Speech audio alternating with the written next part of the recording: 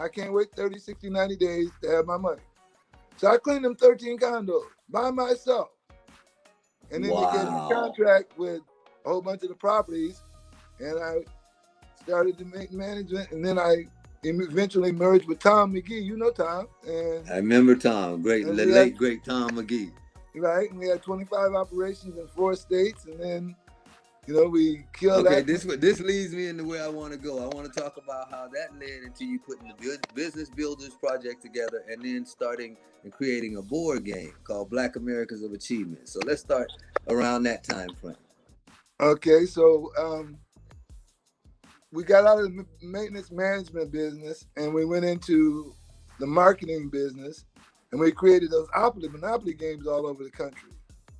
And I did stuff with Donald Trump, and I was his guest for a week. Me, Aretha Franklin, and Raven Simone when she first got on the Cosby's, and Sam Kinison, the great comedian that died. We were all hanging out with Trump at Trump Plaza, and they were throwing parties at Bloomingdale's and all that, because this was a big deal. All of them were not the games with cities on them.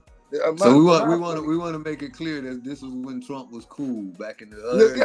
He wasn't cool. He was an asshole then. I didn't like him then. That wasn't the point. I did job, and he paid a lot of money. So and hotel was nice, food was good, but I didn't particularly like him. And we didn't. I didn't spend much. A couple meetings and so that what? Was it, but he so was what? an asshole then.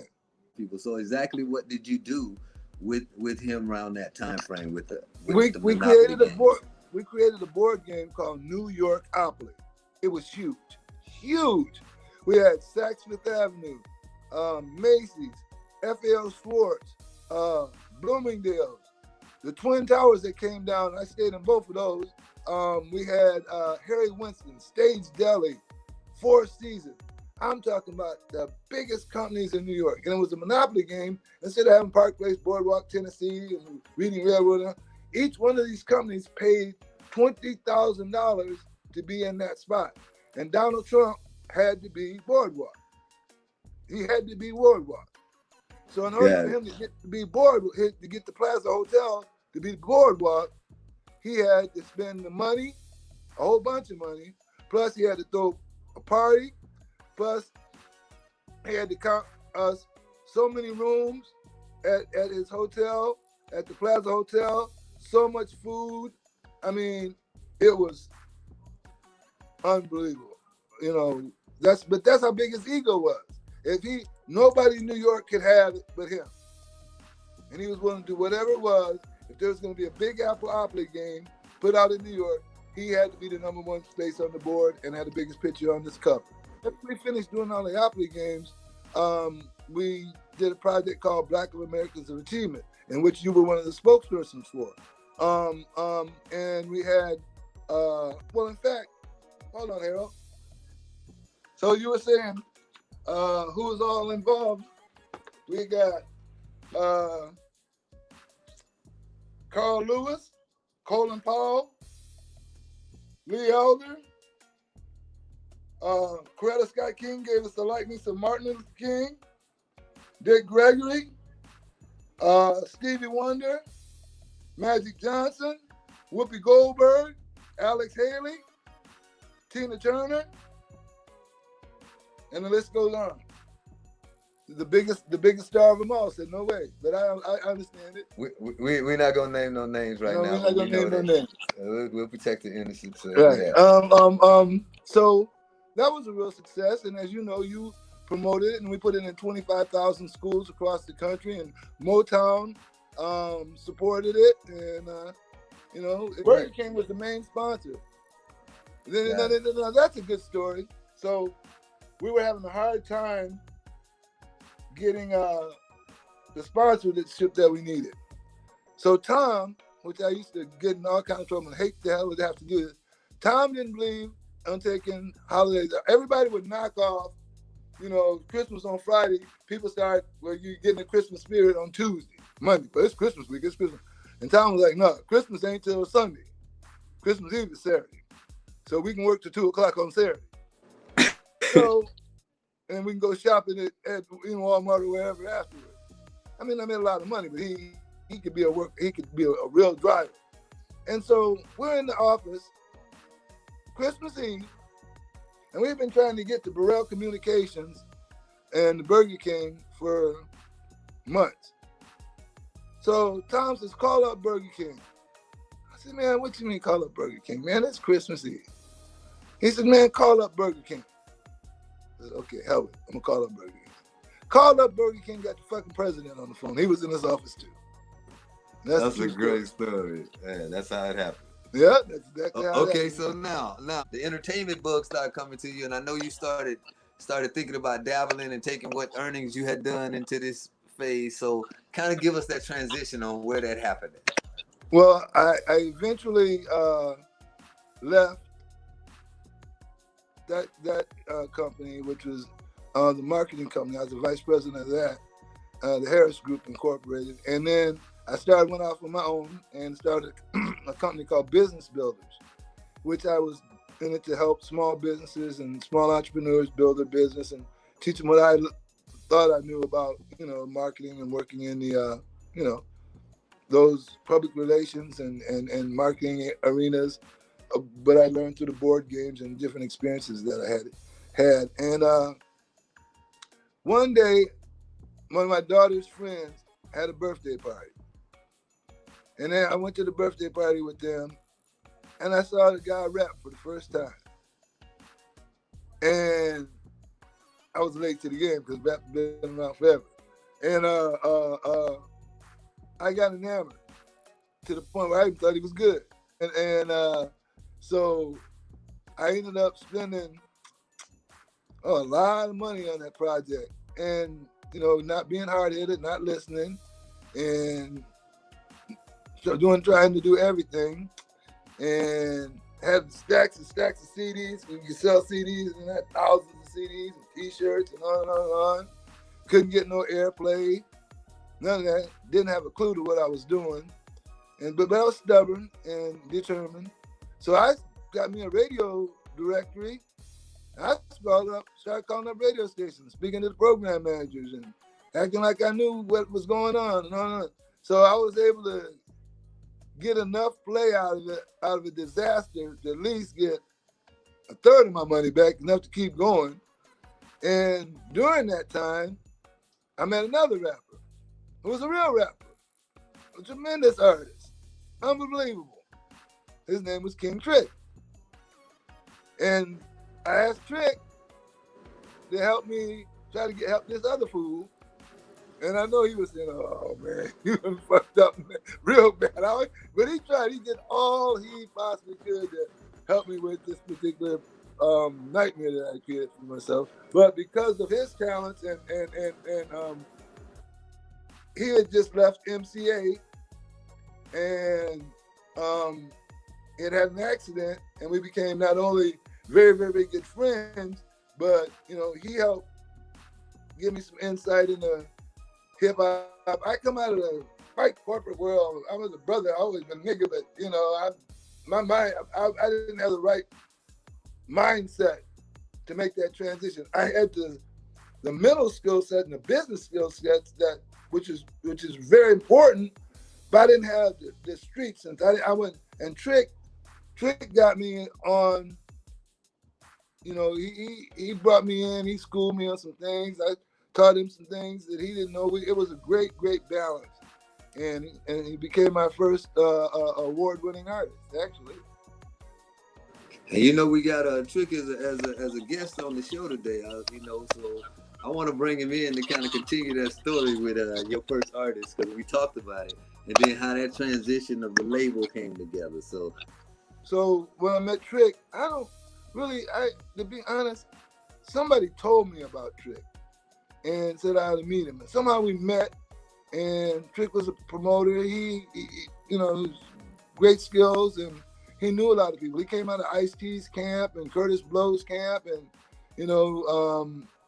so me and him started doing. We got a project where we was doing clubs in Mexico, man. We had one of the biggest, finest clubs in TJ, man. We brought Yo-Yo down. We brought all kind of artists down. And right then, it was about the time Ice-T had the song out cop killer, and they had banned him for performances everywhere. And they had banned him in Jack Murphy, and so they said he couldn't perform. So me and Trick brought Ice-T to Mexico, and he rocked that joint, man. He turned it out. Okay, so in the Mexico side of it, so now y'all coming together as a label during this time frame. So what happened there? What happened? Did you start? I mean, because you signed a few artists, and how did all that come about? Well, we didn't really start signing any artists until Trick was working on this project, and then I can't remember this lady's name. We didn't have a studio. See, I didn't have a studio. So there was Kyle. We used to do this TV show with Kyle. And it was what was it? Pecan Tan Hair? What was it called? Pecan Tan, and it was called Rhythms. Rhythms. And it was a great video show. And I met Kyle. And somehow Lachey and you had a studio up. Wasn't that where Nitro was? Nitro Productions. It was on Nitro 6th Broadway. Right, and so San Diego. Somehow we met and we got together talking about I needed a studio and we were gonna do this merger. But prior to that, there was a lady that worked for Lachey. I can't remember her name. She came to my office in Poway and she said, "There's two artists that you need to hear: Marvin Davis and Harold Wade. They're the baddest two people you ever want to hear." What was that? What was her name, Harold? Yo. Was that Laura? Good with it. No. It wasn't Laura. So now, okay, so go ahead. So and you were producing with Lachey, and Marvin was an artist you guys were developing. Right, a gentleman by the name of Marvin Davis. Marvin Davis. Incredible artist, yes. Yes, he was. And so somehow, I know me and Lachey, we worked out the business part of it, and we moved everything from down there to Poway, and we built the studio on and on and on. And somehow you became the next artist. And then we were working on your project, and you were producing. You did dope. I didn't do as far as that part of it. I didn't do anything. But and then we came up with the idea. Then Lachey had some other people he wanted to bring in. I had some people I wanted to bring in, and Trick knew some people. And then we ended up coming up with the idea to do this compilation album called Mixed Flavor. And the first single off of Mixed Flavor was a song by Harold Whaley called Plaything.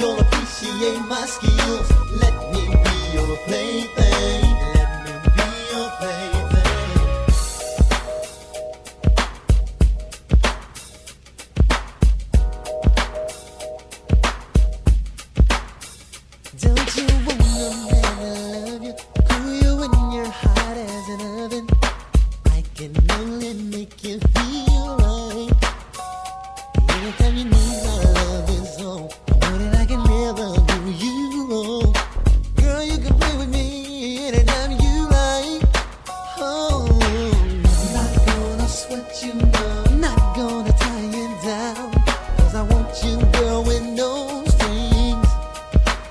Well, all I really wanna do is get into you.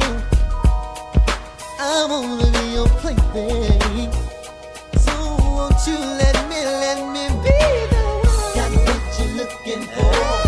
Won't have to look no more. Let me be your plaything.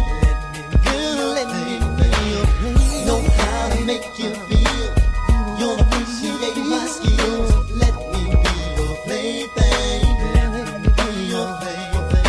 Girl, let me be your plaything. Oh, I wanna be your plaything. Let me be your plaything.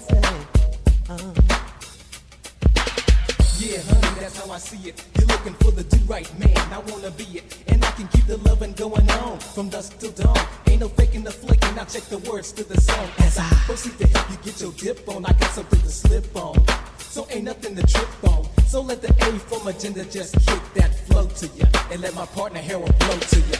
Got what you're looking for. I got what you're looking for, baby. Plaything. Let me be your plaything. Know how to make you feel. You'll appreciate my skills. Let me be your plaything. Let me be your plaything. Got what you're looking for. Won't have to look no more. Let me be your plaything. I wanna be your plaything. Know how to make you feel. You'll appreciate my skills. Let me be your plaything. Let me be your plaything. Got what you're looking for. You won't have to look no more. Let me be your plaything. Let me be your plaything. Know how to make you feel. You'll appreciate my skills. Let me be your plaything. We incorporated a company called Demo Records.